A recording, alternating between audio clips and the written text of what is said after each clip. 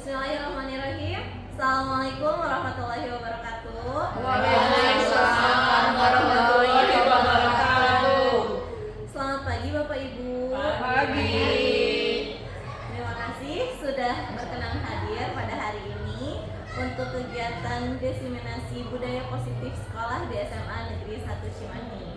Sebelumnya saya mengucapkan terima kasih karena Bapak Ibu sudah berkenan hadir di ruangan ini, mungkin di sela-sela kegiatan Bapak Ibu yang sedang mengajar atau mungkin sedang ada acara. Saya ucapkan terima kasih. Untuk kegiatan kita hari ini, kita akan berdiskusi mengenai budaya positif di sekolah. Di sini saya tidak bermaksud untuk menggurui karena saya yakin Bapak Ibu lebih paham mungkin ya untuk materi ini gitu ya. Kita di sini hanya bertujuan untuk berdiskusi, sharing gitu ya, saling berbagi tentang disiplin positif apa saja yang sudah diterapkan oleh Bapak Ibu. Begitu. Nah, sebelum kita masuk ke diskusi, saya akan memohon Bapak untuk memberikan sepatah dua patah kata sekaligus membuka kegiatan kita hari ini. Silakan Bapak. Assalamualaikum warahmatullahi wabarakatuh. Alhamdulillah rabbil alamin.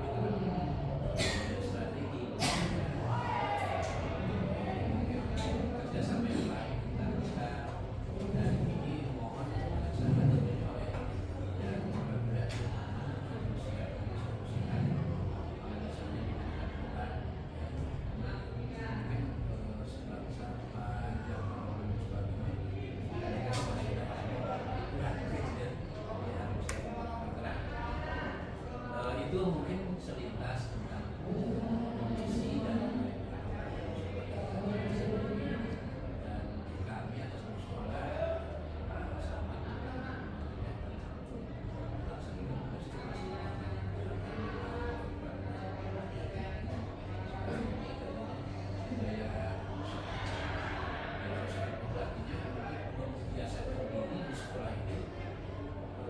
kegiatan-kegiatan yang tentunya positif nanti di masyarakat sejahtera. Maka ide-idenya itu ya dari A sampai Z, maksudnya dari hal yang kecil sampai hal yang besar seperti dalam program. Kadang-kadang kami hanya melihat sekarang paling mungkin yang agak menyimpang gitu ya, baik dalam pengelolaan keuangan dan sebagainya. Nanti kalau ditarik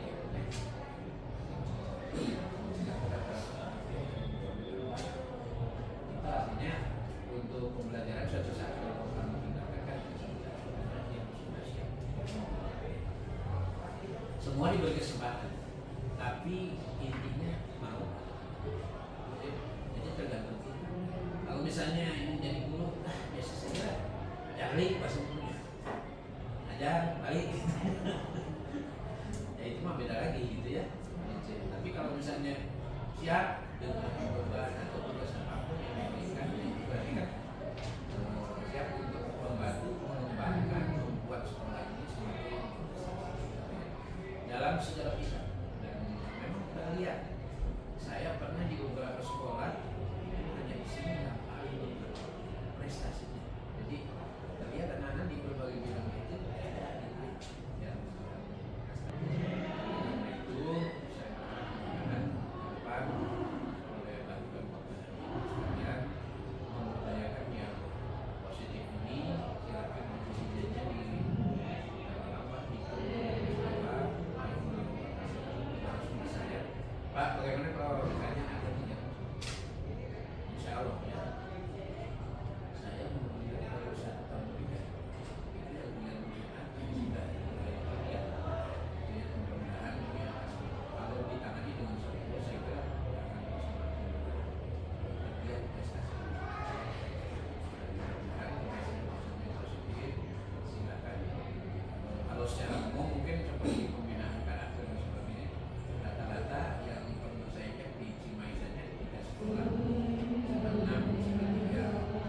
mirip-mirip saja yang kegiatan rumah di sekolah lain. Lalu misalnya sebelum pelajaran haji gitu ya, kita kan tetap olahraganya, kreasi seninya, ada kegiatan rohanianya dan sebagainya. Mudah-mudahan membiasakan diri, paling tidak nanti suatu saat mungkin itu saja lah sebentar sambutan karena sifatnya aktivitas. Terima kasih ya. Maaf, selamat melaksanakan tugas sama-sama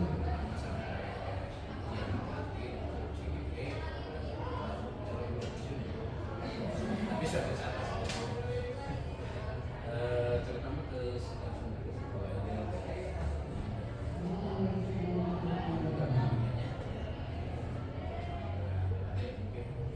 mungkin saya yakin lah yang sekarang udah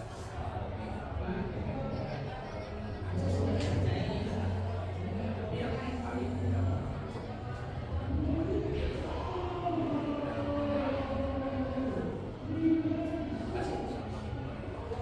Waalaikumsalam warahmatullahi wabarakatuh.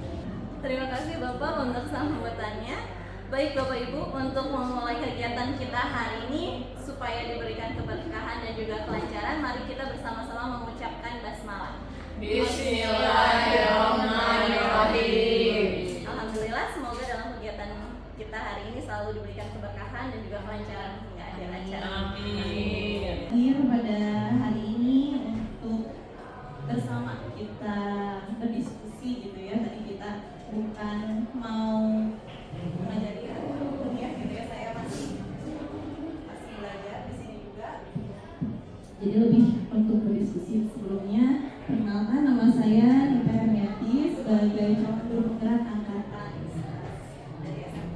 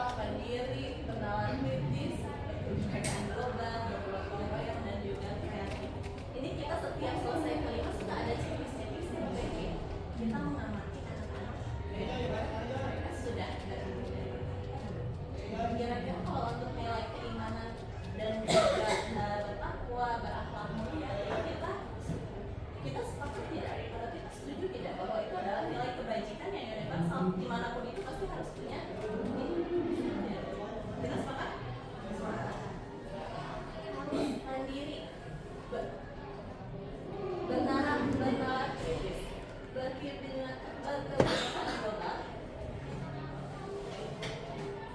bergotong royong dan juga di mana-mana sepertinya kita setuju bahwa setiap anak harus memiliki nilai-nilai belajar Pancasila terutama pendidikan.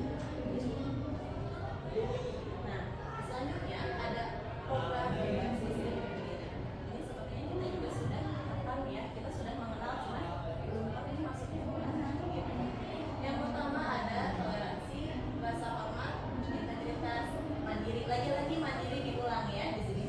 Saking pentingnya mandiri sampai diulang gitu ya. Selanjutnya ada menghargai, antusias, empati, keingintahuan, kreativitas, kerjasama, percaya diri dan hidup. Ini nilai-nilai yang memang dibutuhkan oleh peserta didik kita, bahkan kita pun bisa menerapkannya. Karena nanti murid kita sebagai guru atau bahkan kita sebagai masyarakat itu bisa menggunakan nilai-nilai tersebut. Karena dapat diakui gitu ya. Saya mau menjadi orang yang bisa bekerja sama, saya mau menjadi orang yang percaya diri.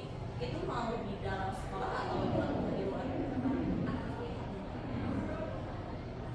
Selanjutnya yang ketiga ada the essential virtue. Kemudian kesederhanaan, kasih, kerajinan, kesabaran, kebaikan hati dan kerendahan. Membicarakan tentang kemuliaan, kesederhanaan, kasih sayang, kerajinan, kesabaran, kebaikan hati. Ini sepertinya kalau kita terapkan di lingkungan sekolah termasuk ke dalam nilai apa? Oke.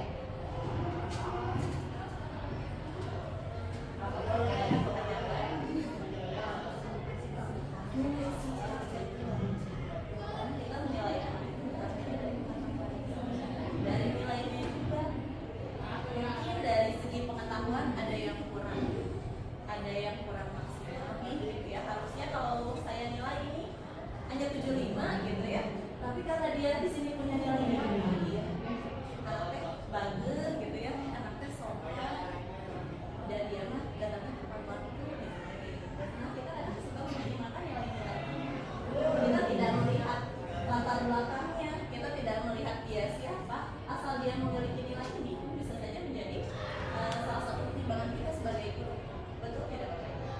Pernah kita menilai anak dengan mempertimbangkan nilai-nilai ini? Pernah ya? Mungkin kita sering ya. Ada anak yang, aduh sebenarnya yang kasih nilai 70 gitu ya, tapi tugasnya masuk, anaknya sopan gitu. Saya waktu di ruang guru ada buku saya banyak, dia banyak. Ini biasanya 8. Karena apa? Nilai itu universal. Tadi Ibu Elisa mengatakan sering. Ada lagi Ibu Bapak yang sering. Oke nih, Bu Deviani. Sebagai guru menurutnya apakah semua anak bisa menggambar dengan bagus? Tidak. Ada penilaian dari sisi apa? Tanggung jawab. Harus buat sketsa. Oh, dibuat sketsanya. Kemudian dia tidak menggunakan garis tepinya itu harus dibuat ya. Dia mengikuti aturan yang dibuat. Menggambarnya mungkin gitu ya. Tapi kurang bagus ya, kurang estetik gitu. Tapi karena dia punya tanggung jawab, ada usahanya, dikasih nilai berapa Bu Dewi biasanya? Kalau misalkan gambarnya kurang bagus, 8 bisa. Harusnya 7 ya, tapi anaknya rajin, dan memulai tempat ya, minimal 8. Luar biasanya semua. Ternyata nilai itu bisa masuk dalam belajar. Saya juga sama gitu ya. Dalam belajar bahasa Indonesia, apakah semua anak berminat dengan bahasa? Tidak. Mungkin minatnya lebih ke eksak, tapi karena dia memiliki nilai-nilai itu, ya seperti sih nilai lebih gitu. Nah, coba kita tanya sekarang sebagai ibu eksak. Ibu Eni, apakah semua anak itu jago fisika? Tentu tidak. Tentu tidak. Walaupun ada 6 kelas seperti di kelas itu yang mengikuti pelajaran fisika, tetapi ternyata mereka masuk kelas A, B, C itu bukan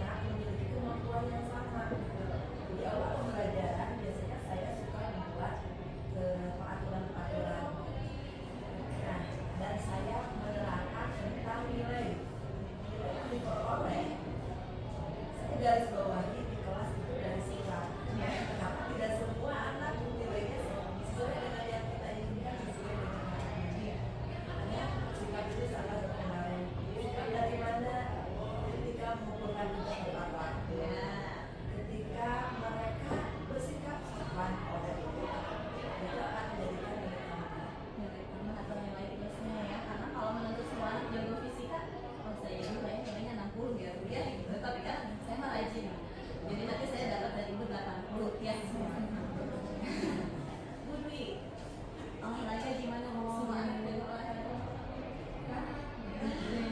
Banyak yang enggak. Seperti contohnya ya, Bang. Saya anak itu sudah saya kasih tutorial begini kayak gitu. Karena anak kan ada beberapa anak yang belum bisa sama sekali renang, tapi anaknya rajin datang, walaupun dia hanya meluncur beberapa kali rutin meluncur, dia saya hargai lah usianya. Sekarang kita mengenal itu dia bisa instan seperti itu membawa makanannya. Lalu pembelajaran dari nol saya ajarkan meluncur, mengambil nafas, gaya bebas, kemudian 1 bulan dulu itu baru bisa. Juga harus seminggu 2 kali, sebulan sekali. Jadi saya hargai anak yang sudah mau belajar dengan cara mereka, biasa juga saya ajarkan juga tekniknya. Tekniknya saya mulai ya, memang yang lainnya tahun 83 malah. Wah, datang 3 karena mau usaha ya. Ya, jangankan anak SMA gitu ya. Saya dan Bu Rizkia juga mungkin kita sering renang ya waktu pas di SMA. Apakah kita sudah bisa? Belum. Ya, ya kita gaya menempel. Ya, kita menempel di pinggir kolam karena kita takut berenang, takut tenggelam gitu kan. Nah, karena itu proses. Nah, begitu Bapak Ibu sudah melihat betapa besarnya pengaruh nilai-nilai yang dimiliki oleh anak-anak kita yang bisa dijadikan penilaian kita dalam proses pembelajaran. Ternyata yang namanya proses pembelajaran sekolah itu tidak melulu masalah nilai, tapi juga ada sikap yang berperan di dalam.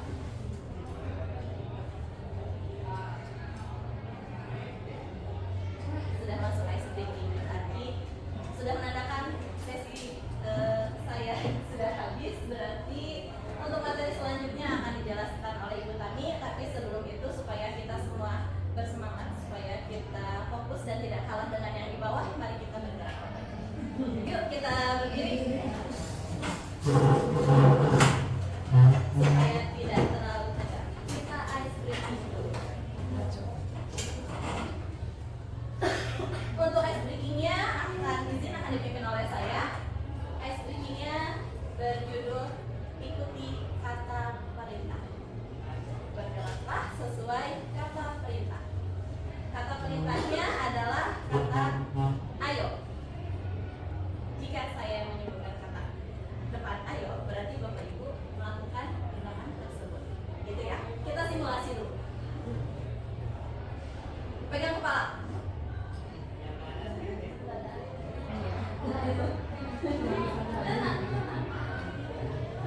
Ayo pegang pundak. Kenapa harus?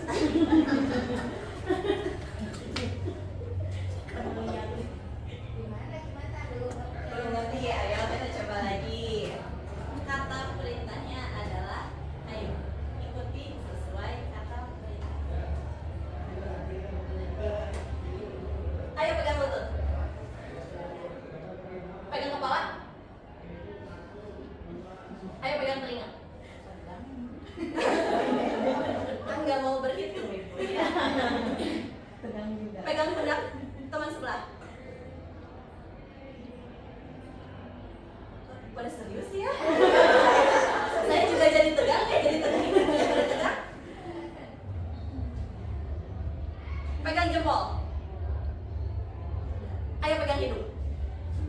Wah, udah cepat, tapi malah jadi tegang. Supaya tidak tegang, ayo kita cairkan lagi suasananya Bapak Ibu. Tepuk tangan dulu. Saya berharapnya Bapak Ibunya gimana tanya? Jadi tegang ya, takut salah ya. Saya di sini posisinya berarti jadi membuat tegang ya. Jangan diperhatikan Bapak Ibu ya. Oke, terima kasih Bapak Ibu, silakan duduk kembali.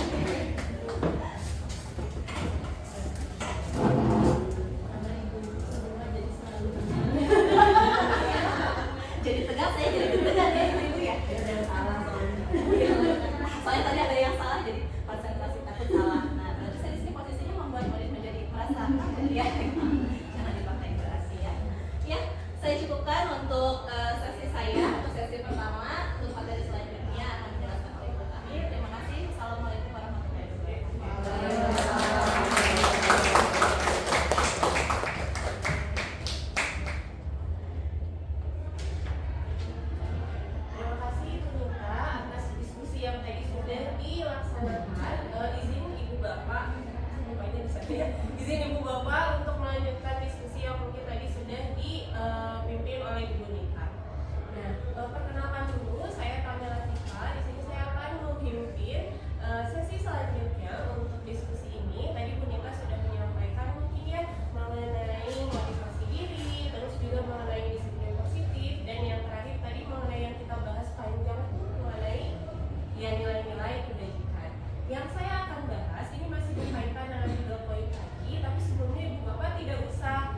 tegang ya gitu, muka saya sama saya nggak makan orang gitu, nggak usah tegang ya gitu.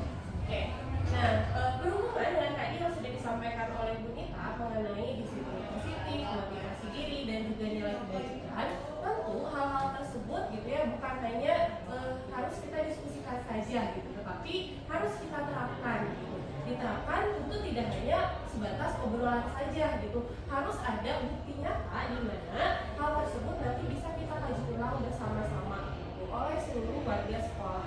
Nah, di sini salah satu penerapan dari disiplin positif yang paling sederhana yang mungkin bisa kita terapkan dalam kehidupan sehari-hari adalah dengan membuat keyakinan sekolah atau keyakinan kelas gitu. Tapi kita tidak bisa membuat keyakinan sekolah atau keyakinan kelas kalau kita tidak memahami apa itu keyakinan sekolah atau keyakinan kelas.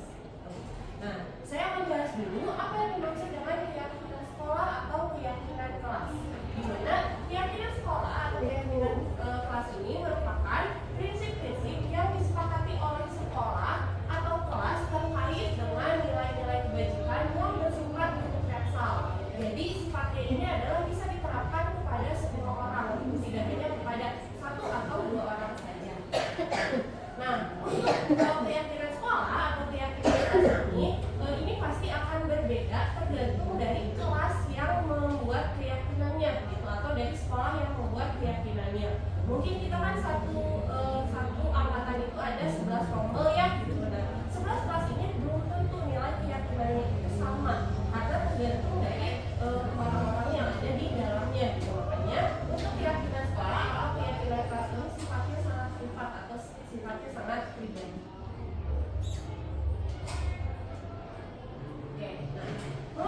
Mengapa keyakinan bukan peraturan? Mungkin ibu bapak sudah tahu bahwa sekolah kita SMA 1 Cimahi tentu ada peraturannya gitu ya. Tapi kalau misalnya kita maknai keyakinan dan peraturan, menurut ibu bapak kira-kira ini kakak yang sama atau tidak? Beda gitu ya, katanya beda. Artinya apakah artinya sama atau tidak? Beda juga gitu ya. Nah, biasanya peraturan itu berasalnya dari mana sih?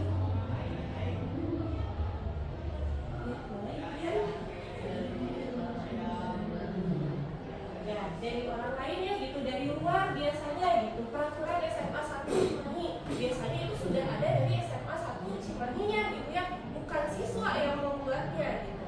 Nah, jadi itu tadi kata Bu Dian bahwa peraturan itu sifatnya eksternal gitu. Jadi sifatnya berasal dari luar. Sedangkan kalau keyakinan ini sifatnya berasal dari dalam dirinya atau instinktif. Nah, jadi kenapa harus keyakinan bukan peraturan? Karena peraturan itu berasal dari luar, di mana biasanya peraturan ini jadi ada sifat paksaan. Nah, kalau misalnya kita tidak meyakini apa yang kita lakukan, nah biasanya kita akan melakukannya karena terpaksa. Tadi motivasinya itu biasanya karena untuk menghindari dari hukuman, menghindari dari hal-hal yang tidak enak gitu. Makanya harus dibuat keyakinan bukan peraturan. Karena keyakinan ini sifatnya berasal dari diri sendiri untuk menerapkan nilai-nilai kebajikan, di mana biasanya kalau orang sudah yakin, dia tahu hal tersebut akan berakibat apa untuk dirinya gitu. Bukan dia takut akan hukuman atau takut akan penghargaan. Nah, pembentukan keyakinan sekolah atau pembentukan keyakinan kelas ini tentu akan berbeda setiap guru atau mungkin setiap kelasnya. Saya meyakini bahwa kita sebagai guru ini merupakan individu-individu yang unik. Jadi bukan hanya murid dia dari individu yang unik itu, tapi guru-guru juga merupakan individu yang unik. Saya percaya bahwa guru itu adalah seorang seniman, di mana dia punya seninya sendiri dalam mengajar. Gitu. Saya mungkin dengan murid tentu berbeda gitu seni mengajarnya. Itu apa yang kita harapkan untuk murid pasti sesuatu yang baik. Tapi cara kita bagaimana menuntut anak untuk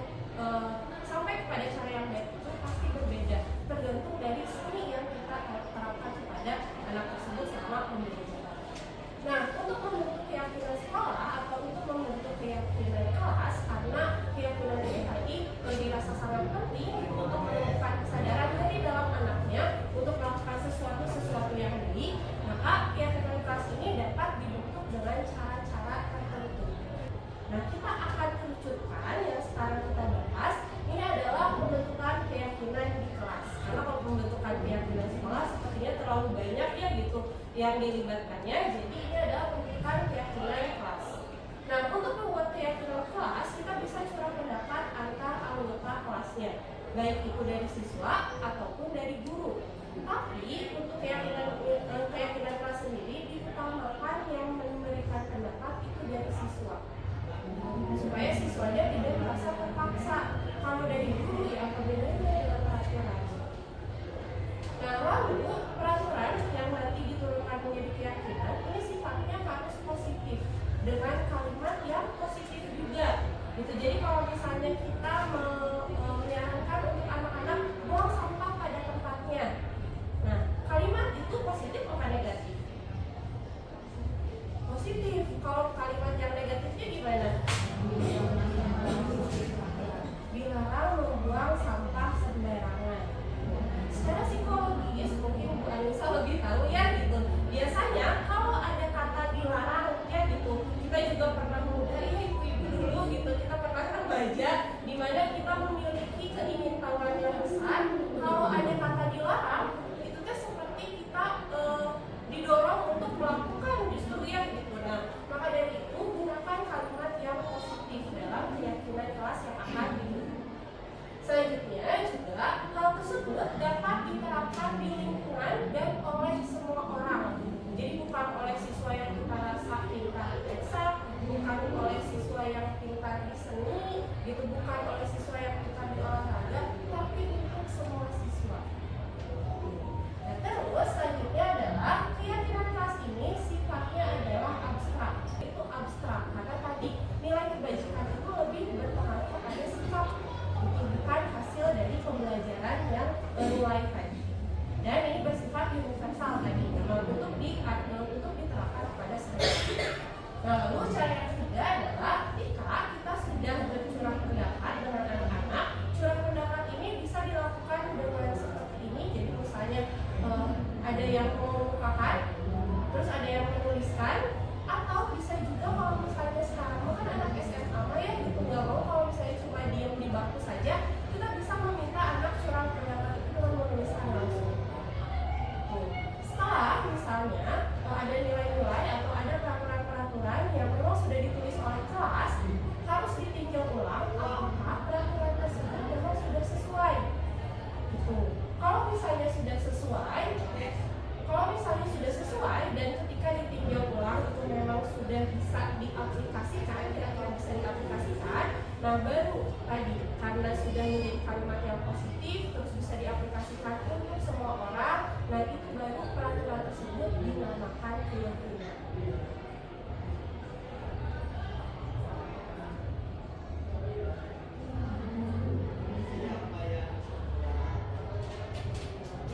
Nah, ini merupakan pembentukan keyakinan kelas yang sudah kami terapkan di kelas. Jadi, karena tadi harus ada curah pendapat terlebih dahulu dan anak SMA itu cenderung dia memiliki keinginan untuk mengungkapkan lebih berani dibanding anak SD dan SMP, maka dia menuliskan sendiri keyakinan kelas seperti apa yang memang ingin dia lakukan, atau misalnya yang memang sesuai dengan lingkungan.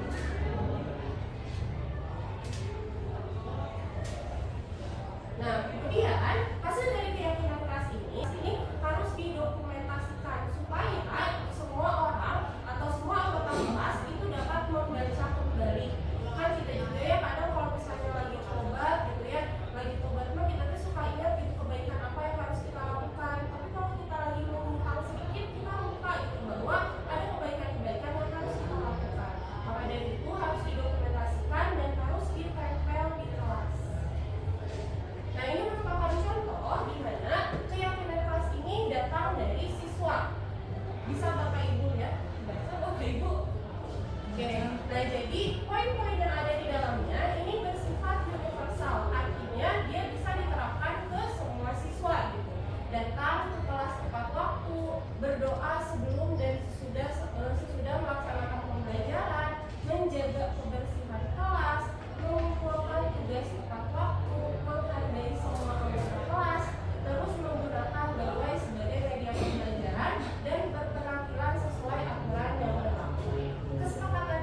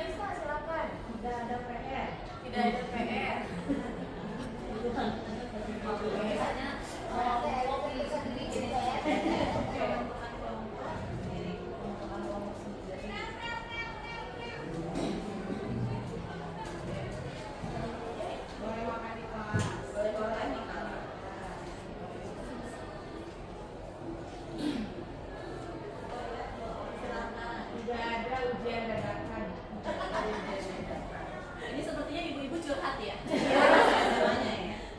Ini mungkin komplain dari siswa-siswa ya. Atau mungkin ini pengalaman saat SMA tapi belum sempat dijadikan keyakinan.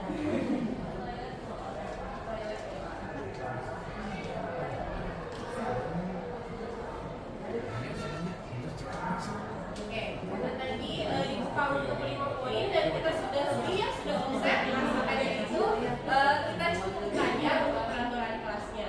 Nah, Ibu Bapak, untuk membuat peraturan kelas menjadi keyakinan, tadi yang pertama adalah bahwa kalimat atau diksi dari peraturan tersebut tidak boleh ada konotasi negatif, jadi harus positif.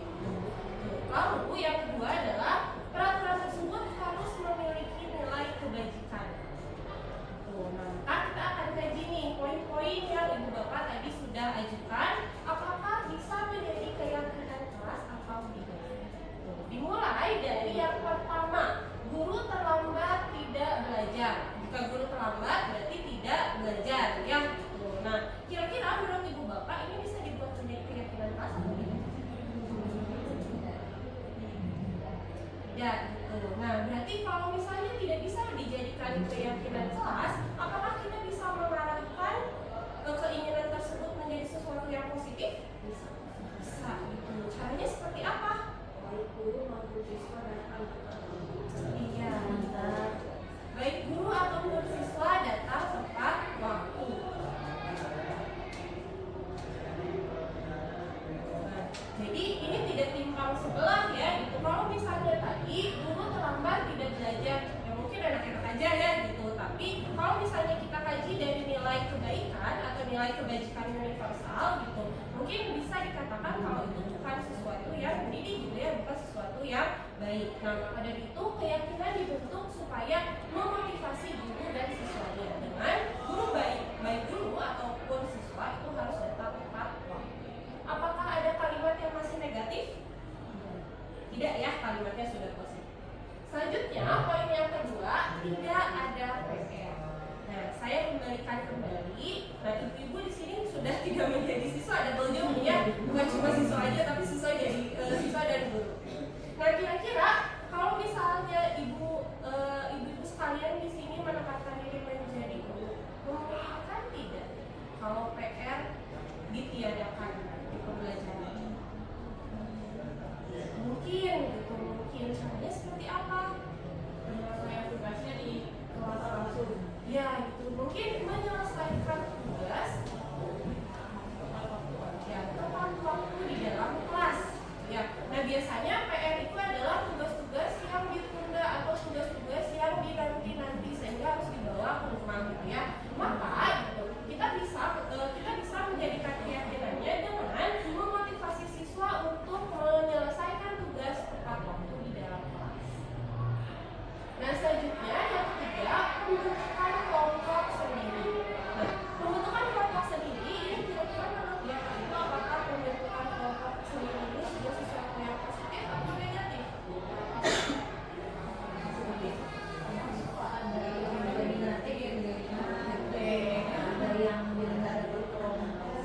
Oke, jadi memang kadang kalau misalnya memilih sendiri kelompok itu di satu sisi kita menerapkan demokrasi ya gitu, kita memberikan kebebasan kepada anak-anak, di mana mungkin itu salah satu elemen untuk pembelajaran atau kurikulum merdeka gitu. Tapi di sisi lain justru ini akan membatasi bagi siswa-siswa yang dirasa mungkin kurang pertemanannya gitu, sehingga memang biasanya ini akan menimbulkan tetap saja gitu perselisihan di dalam kelas. Nah, maka mungkin ada lebih baiknya ketika membuat kelompok itu kita bisa menyesuaikannya dari guru-gurunya gitu. Apakah kelas ini memang bisa dipercaya untuk sistem demokrasi gitu, atau mungkin kelas ini harus menggunakan trik khusus dengan cara yang menyenangkan gitu.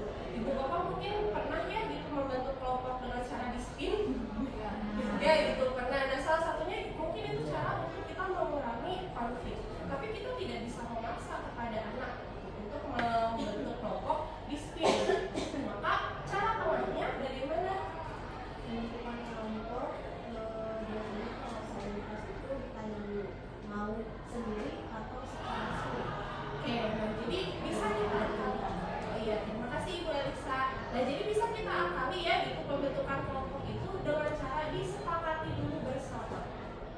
bagaimana cara untuk pembentukan kelompoknya gitu.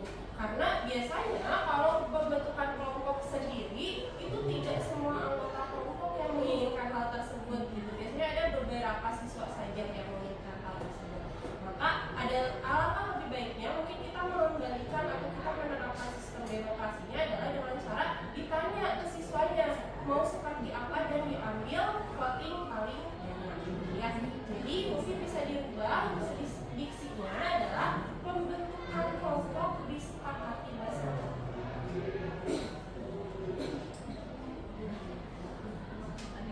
Oh iya, nah boleh makan di kelas. Nah, menurut ibu bapak ini hal yang positif atau negatif jika diterapkan? Negatif. Kenapa negatif?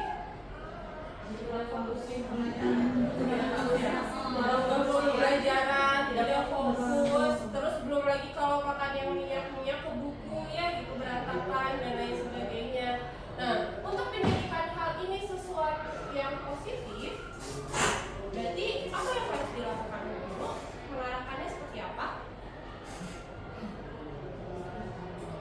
Ya istirahat gitu ya, kita bisa mengarahkan bahwa gitu untuk makan itu ada waktunya tertentu gitu. Maka kita mungkin bisa menambahkan diksinya di sini adalah boleh makan di saat istirahat.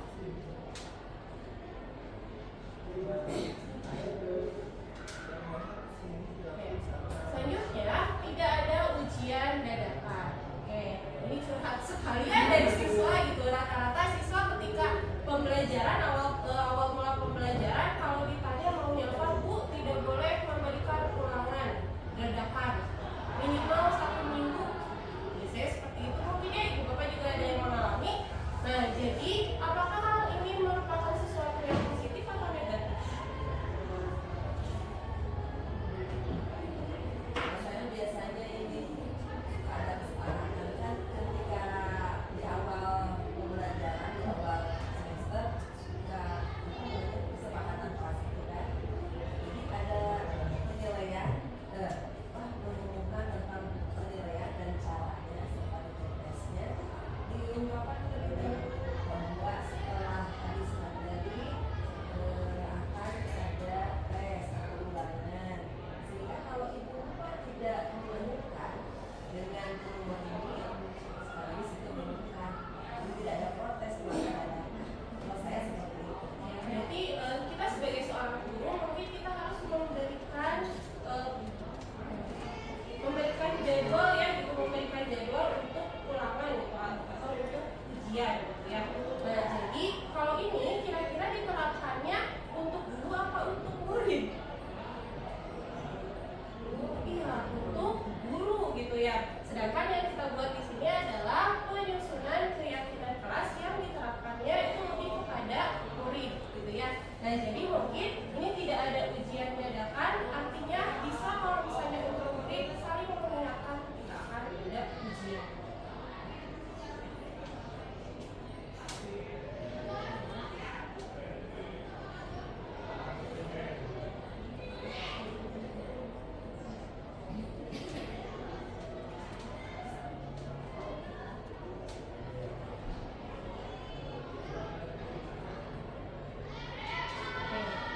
Nah yang terakhir ke toilet 2 orang. Nah saya juga masih bertanya-tanya ya ini teh kenapa ke toilet itu harus selalu 2 orang padahal yang masuk toiletnya cuma 1 orang.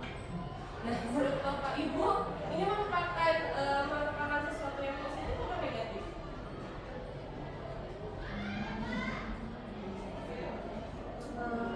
Kita saran ya masih pendapat sebenarnya dulu saya juga pernah melarang tapi pernah ada kejadian anak itu cik di toilet dan kita tidak tahu gitu sampai akhirnya teman yang menyusul dia itu akhirnya anaknya ketawa dan lagi pada akhirnya saya juga tetap sekarang membolehkan anak 2 orang tapi kalau misalnya ada yang lebih ya bergantian.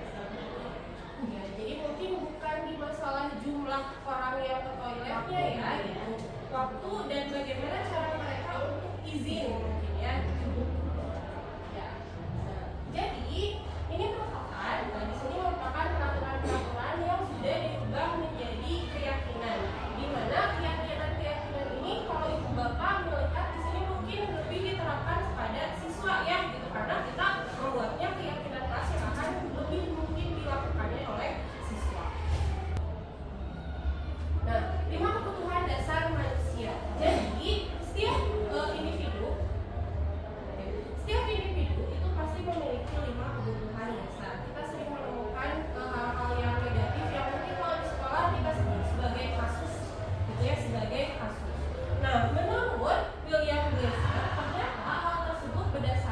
dari kebutuhan dasar manusianya yang tidak terpenuhi.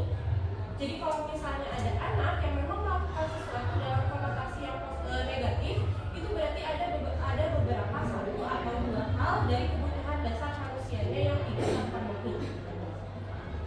Nah, kebutuhan dasar manusia sendiri ini ada 5. Yang pertama adalah bertahan hidup. Yang kedua adalah kebutuhan atas kasih sayang atau rasa diterima. Yang ketiga adalah kebutuhan penguasaan. Yang keempat adalah kebutuhan kebebasan. Dan yang terakhir adalah kesenangan. Nah, jadi kalau misalnya kita melihat atau mungkin kita menangani suatu kejadian di mana anak melakukan sesuatu yang tidak seharusnya. Nah, sebagai guru katanya kita harus mengidentifikasi dulu kebutuhan apa yang tidak terpenuhi dari anak tersebut supaya kita bisa menanganinya dengan tepat. Gitu. Karena kalau misalnya kita mengidentifikasinya itu tidak sesuai, maka bisa jadi kita penanganannya juga akan tidak sesuai. Gitu. Nah, untuk kebutuhan bertahan hidup sendiri ini bisa berhubungan dengan kebutuhan biologis atau kebutuhan fisiologis dari anaknya. Gitu, entah itu mungkin anaknya merasa lapar atau mungkin anaknya merasa kekurangan sesuatu. Nah, ini berhubungan dengan kebutuhan untuk bertahan hidup. Gitu. Misalnya anak mungkin ada yang suka minta-minta makanan terus ke teman-temannya gitu. 1 atau 2 kali biasanya teman-temannya mau gitu. Tapi kalau misalnya setiap hari, nah bisa jadi temannya keberatan. Kita harus telaah terlebih dahulu apakah kebutuhan anak tersebut yang tidak terpenuhi. Apakah dia merasa lapar karena tidak punya uang jajan? Kalau itu mungkin berhubungan dengan kebutuhan biologisnya ya gitu. Atau mungkin anaknya merasa bahwa mengganggu temannya itu merupakan sesuatu yang menyenangkan gitu. Itu berhubungan dengan kebutuhan kesenangannya. Atau mungkin anak itu merasa bahwa ketika temannya mau memberikan makanan yang dia miliki dengan cuma-cuma, dia merasa bahwa dia lebih hebat dari temannya, sehingga itu mungkin bisa memenuhi kebutuhan penguasaan. Atau bisa juga anaknya ini caper gitu, cari perhatian dari teman-temannya karena misalnya di rumahnya orang tuanya sibuk dan lain sebagainya, jadi ingin diperhatikan oleh teman-temannya atau oleh gurunya sehingga dia melakukan hal yang negatif karena membutuhkan kasih sayang atau rasa diterima.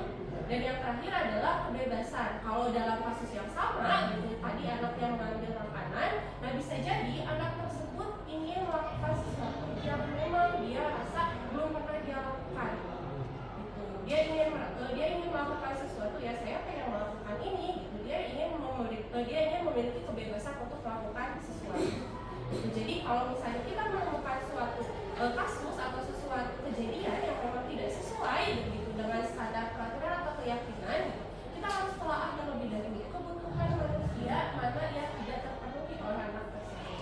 Karena beda kebutuhan dasar yang tidak terpenuhi itu akan berbeda juga gitu bagaimana cara penanganannya. Oke. Selanjutnya, dalam menghadapi anak yang mungkin tadi ada kebutuhan dasar manusianya yang memang ada salah satu atau mungkin 2, 3, 4, dan 5 yang tidak terpenuhi, kita sebagai guru itu harus mengambil posisi kontrol yang tepat gitu. Saya yakin ibu bapak pasti sering sekali gitu bertemu dengan anak-anak dengan berbagai keragamannya gitu ya. Ada anak yang mungkin datang-datang ke ibu geleng-gelengan gitu. Ada anak yang datang-datang teh langsung mukanya masem gitu. Terus ada anak yang juga mungkin kesiangan dengan wajah yang tidak bersalah gitu. Nah, itu pasti ada kebutuhan dasar yang tidak terpenuhi. Nah, untuk dapat mengatasi hal tersebut, kita harus mengambil posisi kontrol yang sesuai sebagai guru gitu. Nah, ada 5 posisi kontrol yang bisa diambil oleh guru. Yang pertama adalah sebagai penghukum. Nah, berarti kalau misalnya namanya saja sudah penghukum, berarti kalau guru yang menghukum, dia akan memberi hukuman kepada siswa yang mungkin dirasa melakukan sesuatu yang tidak sesuai. Biasanya kalau hukuman tersebut itu tidak berhubungan dengan apa yang dia lakukan. Misalnya nih kesiangan upacara, terus nanti dia disuruh untuk berkeliling lari di lapangan, itu mungkin akan memberikan efek jerah. Tapi apakah itu berhubungan? Tidak dengan apa yang dilakukan. Kan terlambat datang upacara, tapi dihukumnya teh lari keliling lapangan, berhubungan? Tidak. Iya, karena hal tersebut tidak berhubungan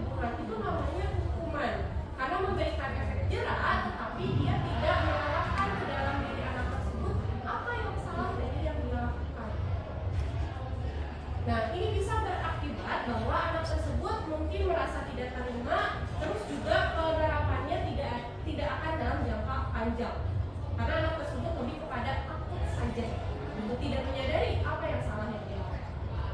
Lalu yang kedua adalah pemberi rasa salah. Nah, pemberi rasa salah ini biasanya berbicaranya itu pelan-pelan, lemah lembut, atau malah memberikan silent treatment gitu, sehingga membuat anak dalam kondisi yang tegang, atau misalnya anak berpikir bahwa dia adalah sosok yang sangat gagal sehingga dia merasa bersalah gitu. Anak yang seperti itu pasti dia akan kalau misalnya dia sudah merasa bersalah, biasanya dia akan melakukan perbaikan. Tapi rasa bersalahnya itu akan menyerap dalam diri dia, sehingga ketika melaksanakan perbaikan dia akan tetap menganggap bahwa diri dia itu adalah sosok yang gagal. Nah, selanjutnya adalah posisi sebagai teman. Nah, ibu bapak mungkin ya yang sudah memiliki pengalaman mengajar bertahun-tahun gitu ya, kita menghadapi siswa-siswa yang memang sudah pernah melaksanakan pembelajaran ketika pandemi gitu ya. Nah, pembelajaran tersebut ternyata bukan hanya mengubah cara belajar, tetapi juga mengubah sikap dan perilaku dari siswa. Ya, gitu. Siswa-siswa apalagi yang mungkin sekarang ini siswanya itu didekatinya itu harus pendekatan sebagai teman, senaya gitu. Nah, sehingga ini kadang menempatkan kita di posisi kontrol sebagai teman. Apakah posisi kontrol ini sudah ideal? Kalau kita memperlakukan anak sebagai teman, apakah sudah ideal? Biasanya anak timbal baliknya gimana sih kita kalau diperlakukan sebagai teman?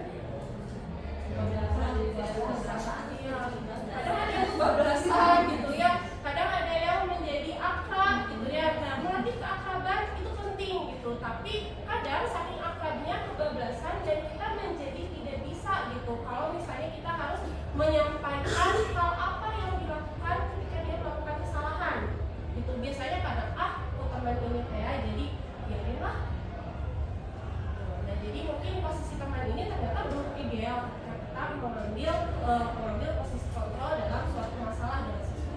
Nah, selanjutnya adalah posisi pemantau, di mana posisi pemantau ini berarti dari katanya saja pemantau ya, berarti kita harus melihat atau kita harus memperhatikan dalam kurun waktu tertentu. Nah, posisi pemantau biasanya dia akan bisa menyimpulkan dengan lebih baik. Tetapi kurangnya dari posisi pemantau di sini adalah biasanya posisi pemantau ini dia akan memisahkan hubungan antara pribadi dan juga antara muridnya. Jadi biasanya dia tidak akan sedekat teman. Gitu. Nah, kalau kita mengambil posisi pemantau, ini mungkin akan berakibat positif untuk siswanya gitu. Tapi masih kurang kalau misalnya kita mau menanamkan nilai sehingga nanti tumbuh kesadaran dari muridnya sendiri. Nah, menurut teori katanya posisi kontrol yang paling ideal itu adalah posisi manajer. Kenapa posisi manajer? Dan jika kita mengambil posisi manajer, biasanya kalau manajer itu di suatu perusahaan yang ideal adalah dia membersamai karyawannya. Sama seperti guru juga. Jadi kalau misalnya kita mengambil posisi manajer, kita akan membersamai murid kita untuk menghadapi masalah yang memang dia rasakan gitu. Bukan hanya kita menjadi saja, tapi kita berusaha untuk mencari solusi bersama-sama bagaimana menghadapi masalah yang dia rasakan gitu. Nah, posisi kontrol ini mungkin ibu bapak kalau misalnya ibu bapak melakukan refleksi diri gitu ya, ibu bapak mungkin pernah melakukan 5 posisi ini ya gitu. Nah, ibu bapak kalau misalnya merasakan dari 5 posisi ini, ibu bapak cenderung ke yang mana? Lebih sering yang mana bapak itu biasanya? Lebih sering yang mana biasanya? Apakah sebagai penghukum? Apakah sebagai penghukum atau pemberi rasa bersalah? ya seperti saya ya, itu pemberi rasa bersalah, ataukah mungkin sebagai teman, sebagai pemantau ataupun sebagai manajer.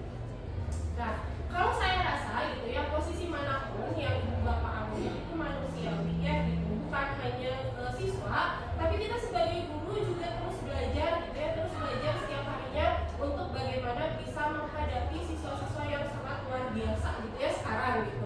Jadi mungkin jika ibu bapak pada saat ini lebih sering mengambil posisi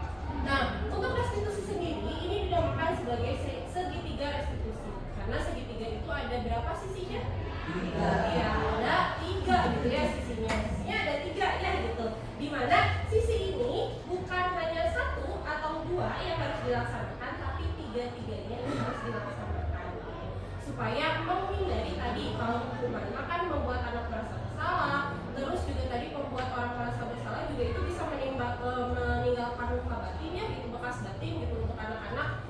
Jadi untuk bisa mengambil posisi kontrol manajer, kita harus melakukan yang namanya segitiga restitusi. Di mana segitiga restitusi ini merupakan tahapan untuk memudahkan guru dan juga orang tua dalam melakukan proses untuk menyiapkan anaknya. Gitu. Jadi anaknya itu bukan hanya nanti setelah dilakukan restitusi itu menjadi taat peraturan, memaknai keyakinan dengan benar, tetapi dia juga tahu gitu bahwa apa yang dia lakukan itu berdampak negatif untuk dirinya dan juga apa yang harus dia lakukan supaya dampaknya menjadi positif untuk dirinya. Nah, tahapan untuk melaksanakan segitiga restitusi ini yang pertama adalah kita melakukan menstabilkan identitas dari murid. Gitu. Maksudnya menstabilkan identitas dari murid ini seperti apa? Tujuannya adalah supaya kita bisa membangkitkan kepercayaan diri murid bahwa apa yang dia lakukan itu salah, tapi bukan berarti dia orang yang gagal. Gitu. Ada hal yang bisa dia lakukan untuk memperbaiki mungkin kesalahan yang sudah dia lakukan. Gitu. Yang namanya manusiawi tidak melakukan kesalahan. Manusiawi ya, gitu, manusiawi sekali yang namanya manusia melakukan kesalahan. Justru dari kesalahan tersebut kita bisa belajar banyak hal. Maka kita harus melakukan stabilitas dulu untuk identitas dari muridnya. Kamu ini manusia, kamu wajar melakukan kesalahan, gitu. Atau misalnya kamu wajar mempunyai kesenangan, kamu wajar bisa jika kamu tidak tahu satu hal dan kamu melakukan hal yang bertolak belakang dengan kebaikan. Kita harus menstabilkan identitasnya dulu sebagai pribadi yang positif. Kemudian yang kedua adalah validasi tindakan yang salah. Kadang kalau misalnya kita mau hukum gitu, kita tidak memvalidasi tindakan apa yang salah. Gitu. Misalnya nih, ada anak yang mungkin terlambat masuk kelas. Kita langsung bilang, kamu nggak usah masuk. Kamu telat. Nah, kita tidak memvalidasi dulu kenapa kamu telat. Mungkin dia punya alasan gitu kenapa dia telat. Gitu. Memvalidasi tindakan yang salah itu bukan membenarkan, tetapi mewajarkan bahwa orang yang namanya manusia pasti akan kemungkinan melakukan sesuatu yang salah. Tetapi yang namanya manusia juga bisa memperbaiki kesalahan tersebut. Jadi dengan memvalidasi tindakan yang salah, kita mengetahui gitu bahwa anak tersebut melakukan sesuatu yang salah, anak tersebut juga tahu gitu bahwa dia melakukan sesuatu yang salah, tapi dia juga tahu ada cara lain yang bisa dia lakukan untuk memperbaiki kesalahan tersebut. Ini akan mengurangi resiko anak tersebut mengulangi hal yang sama kemudian. Nah, lalu yang terakhir adalah menanyakan keyakinan. Tadi kita sudah membuat keyakinan kelas, gitu pasti ada tuh di keyakinan kelas mengenai datang tepat waktu. Kita bisa menanyakan kepada anaknya, kira-kira gitu kalau kamu sekarang datang tidak tepat waktu, ibu sudah ada di kelas, gitu sudah memulai pembelajaran kamu baru datang, keyakinan apa yang dia sudah melanggar? Nah, karena tadi dia sudah meyakini bahwa keyakinan kelasnya itu salah satunya adalah dengan datang tepat waktu, maka dia tahu apa yang dilakukan itu ternyata memang tidak positif.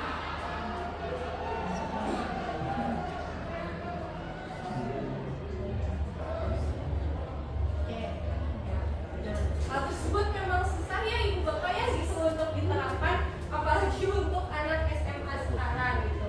Kira-kira misalnya tadi kan ibu bapak sudah mendengar tahapan untuk menerapkan segitiga restitusi. Menurut ibu bapak ya sebagai ibu-ibu yang mungkin sudah berpengalaman di kelas gitu, segitiga restitusi ini kalau didengarkan terdengar ideal ya? Iya gitu. Tapi apakah mudah untuk diterapkan? Sangat sulit gitu ya. Tapi itu yang harus kita pahami bahwa gitu, itu bukan berarti kita tidak bisa melaksanakan hal tersebut. Sebagai guru kita berusaha untuk menerapkan hal tersebut. Mungkin pada akhirnya gitu, pada penerapan tersebut kita agak melenceng ya apa-apa gitu, namanya juga kita sebagai manusia adalah insan yang harus belajar.